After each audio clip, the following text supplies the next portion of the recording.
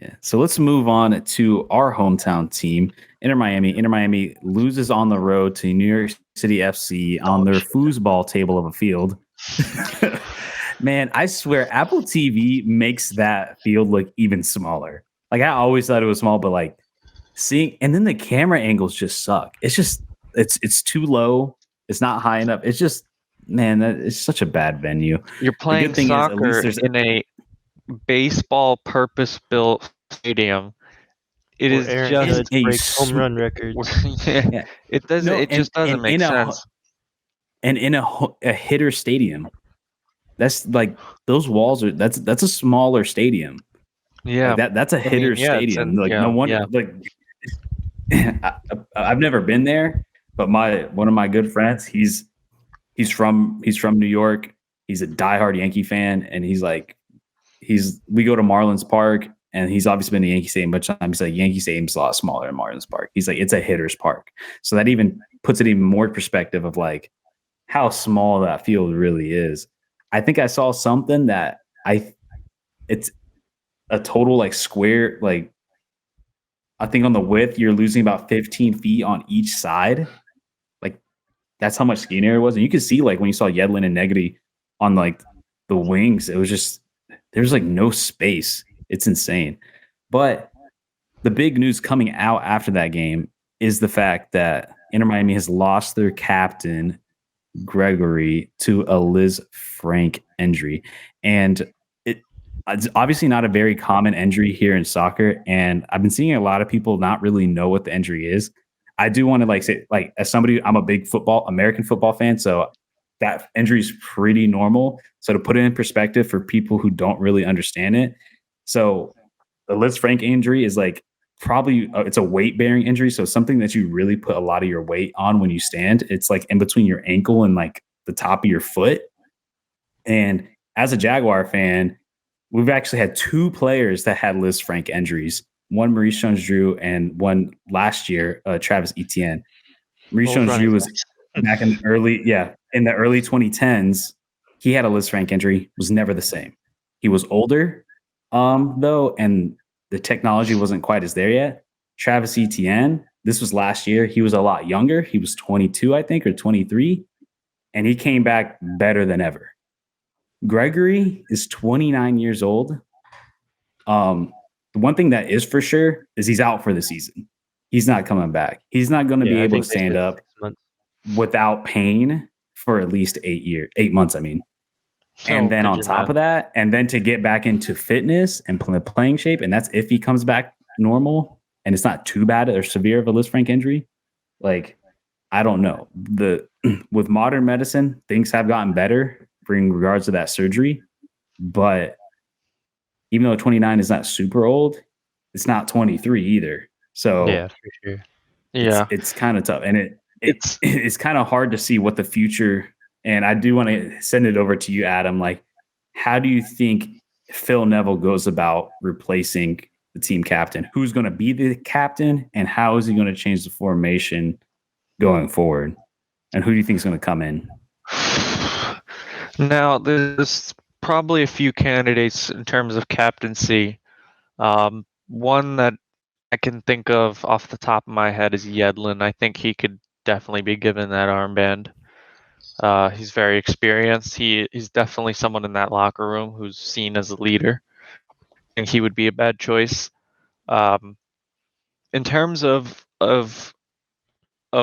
solutions, it depends. You know, if it was me, I would find a way to have Pizarro and Mota kind of, you don't need. Yes, it hurts to have Gregory out, but have them plug up the midfield in the middle, and then have Bryce Duke maybe play as a more advanced midfielder in that central role, something kind of like that. I would utilize Bryce Duke. I think he arguably can get on the field now and start. He definitely is, someone Phil Neville likes because he's been subbing him in. So that's what I would do. I would find a way to utilize Bryce Duke and get that formation to work without being too exposed at the back. Um, Moving but Mota to the 6. Yeah, because that's Mota. Yeah, he can play that. He I think can. Mota is not as strong and as big as Gregory, but Definitely he not, played but it at he times can last do year. that. Yeah. The thing is, there's no like for like sub for Gregory. That's the problem. Yes, So exactly. I think So you that's have to why get it's creative difficult. with That's it. why there's multiple options. And that's why I think you have to figure out the way to do it. And that's why I suggested, just throwing Bryce Duke in there because it's like, well, yeah, he's more of an attacking player, but you're going to have to figure something out. We don't have another Gregory 2.0 sitting on the bench or Gregory Light sitting on the bench. Tyler, what do you think? Who do you think gets the captain's armband, and what formation or players do you like to see come in? Because we Um, were playing that 4-2-3, 4-2-3-1. It looked like for a while, but with not having another defensive midfielder, probably so going to have to move things around. obviously I agree with Yedlin. He has the national team experience.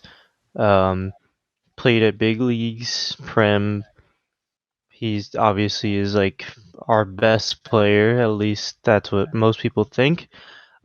But aside from Yedlin, I honestly have to say Calendar even because me That being was like my on the pick. sideline, I hear Calendar a lot, and I mean he's always constantly for all 90 minutes yelling at the defenders or the midfielders, whoever has the ball, because he plays, he plays out of the box whenever the ball's not on our side of the field, and I just always hear him. He's always vocal, and he literally just I don't know. I just feel like he's a big leader and um but also my third candidate, I was gonna say honestly, Christov. Um, I don't know. I mean, he's our main defender, like in the middle. Um, so you could kind of speak outwards and kind of forward if you need to. You know what I mean? I just don't know how well proven he is as that kind of person yet in the locker room or on the field even. I'd say Yedlin and Calendar be my one and two. And then I think Kristav would be like a nice third, just because, like I said, I mean, he has the vocals to go outwards and forward and even backwards if needed be.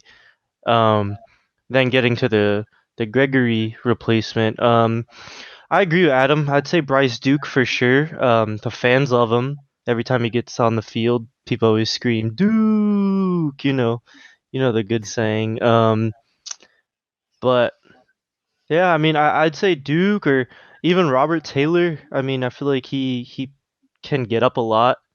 I think after that fucking wild volley that he did, like I kind of want to see him play more, especially because I was right behind the net whenever that happened. But like I don't know, I'd say Bryce Duke for sure though, and then yeah, just have someone probably like Mota drop back. How would you change that formation? So I guess you would drop Mota to the 6. Try to do like a Um, triangle with Duke and uh, Pizarro. yeah, I That's was what gonna I say would do. you could probably even do like a 4-2 like a 4-2-2 almost. It would just be obviously our main defenders. Then you would have like two defensive mids, but one would play more like box to box, pushing up and pushing back, which would be like Pizarro. And then just have your two actual like center attacking mids, and then your two strikers in front of them. So Yeah, it's just my a matter of who can play the two defensive mids because obviously the two attacking mids we kind of have that figured out. So yeah, it just I feel like if you go your route, I think if you're going to do a 4-2-2-2, like you're probably going to throw Duke back there with Mota because Duke has played as an 8 pretty much his whole like career. Even though I think he's more of a 10 and more of an attacking player. I think he's too small to play a yeah, defensive I that midfielder. that's what I would say too for sure. Yeah. I mean he's And then what you're like five saying nine, put 5'8". Pizarro and Stefanelli, and then on top of that, Joseph and like a Coco or a Lassiter. Probably Yeah, Coco because over how Something I like don't know that. how long Campana's out for, but yeah, I mean my initial two strikers would be Joseph and Campana, and then having the two cams Yeah. feeding them, and then I don't know. And then Yedlin always pushes upwards for the most part. I don't know. I think even like a 4-3-3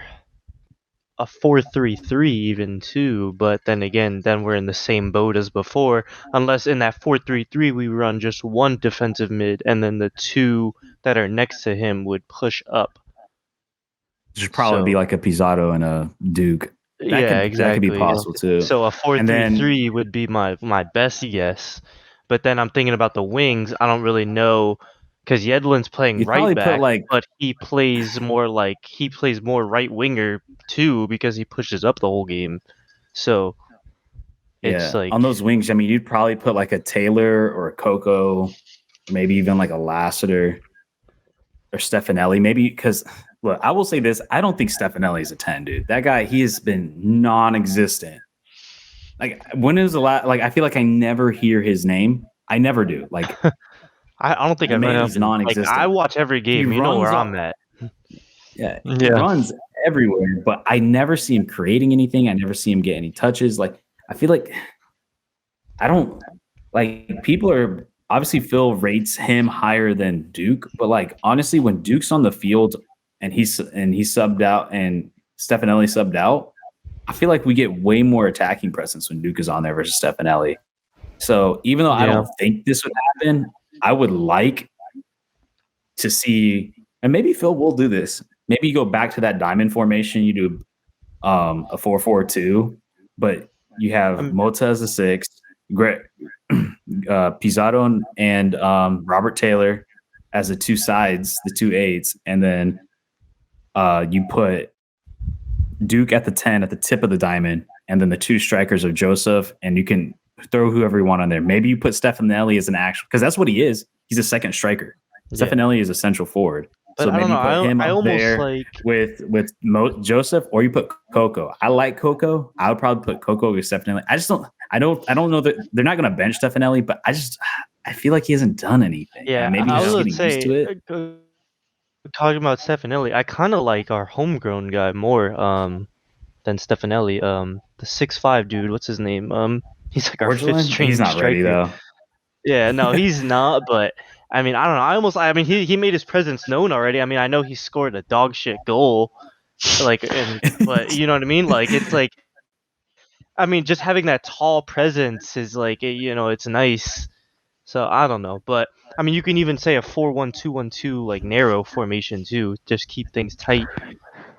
Yeah, It's gonna be very interesting. I don't know. I don't really. Playing the diamond. I don't see Phil playing very narrow personally, especially with the players that we have on the bench. Yeah. I mean, But he I mean, this said is something throughout that we all can. preseason we're going to run a diamond. He said all Yeah. preseason, And that's what I'm saying, Campana like, got he's hurt, like- and then we changed to Yeah. So He's doing that Man So United we're gonna ball. see We what's changed to gonna the happen. It's 4-2-3-1. definitely one of those things we can talk about all day because there's so many options. But what Phil's the gaffer. He's gonna make the ultimate decision. It's But so yeah, hard to predict what he's going to well, do. it's hard to predict, but I guess we'll find out, and we'll definitely talk a little bit about it in the game predictions.